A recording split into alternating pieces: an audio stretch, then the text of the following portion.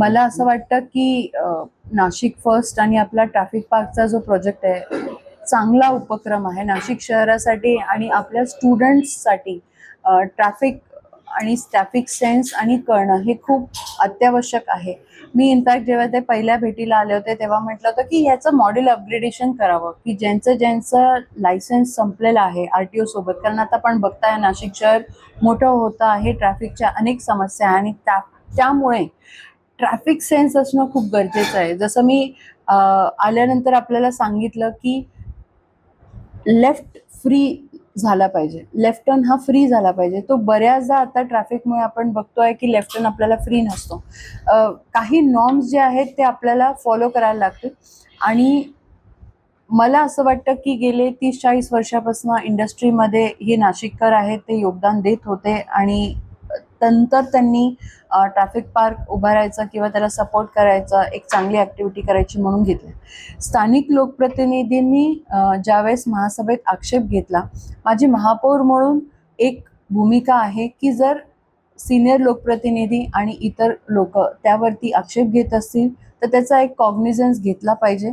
कारण दोन्ही ठिकाणी रिस्पॉन्सिबिलिटी आहे. लोकप्रतिनिधी हे लोकांनी निवडून दिलेले असतात आणि त्यामुळे ते जे काही सभागृहात सांगतात त्याचा एक रिपोर्ट घेणं हे माझं काम आहे. दुसरी गोष्ट, त्याचबरोबर जिथे ते स्थानिक राहता आहेत किंवा जिथे ही ॲक्टिव्हिटी आहे ट्रॅफिक पार्क, तिथे नक्की काय चाललं आहे याची देखील चौकशी करणं हा एक त्याच्यातला भाग आहे. आता जी काही माहिती, ज्या काही प्रतिक्रिया लोकांकडनं मिळालेल्या आहेत त्यामध्ये लोकप्रतिनिधींचा काही उहापोह होता, ज्याच्यामध्ये त्यांना शेजारच्या जॉगिंग ट्रॅक विकसित करून हवा आहे. त्याचबरोबर रेग्युलर ज्या मीटिंग्स होतात त्यांच्यामध्ये सहभाग हवा आहे. तर ह्या सगळ्या ज्या गोष्टी आहेत त्या तांत्रिक आहेत आणि त्या MOU जेव्हा आपण एक्सटेंड करतो त्यावेळेस डिस्कशन करून सोडवण्यासारख्या आहेत. पण नाशिकसाठी काय, मी त्यांना आज सांगितलं खरं की ते सगळे ज्येष्ठ आहेत आणि त्यांचा अनुभव कायम नाशिकला फायद्याचाच ठरला आहे. पण जर आपण इथे व्यथित होऊन काम करणार असू तर ते होणार नाही.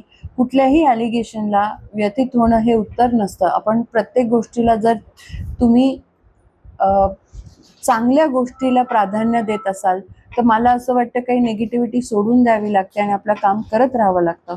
आणि अशाच आशयाचा काही डायलॉग आमच्यामध्ये झाला आहे. मी फार पॉझिटिव्ह आहे की ट्रॅफिक पार्क तर नाशिकमधला बंद होणार नाही आणि माझी स्टेटमेंट कायम हीच आहे आणि ती बदलणार नाही.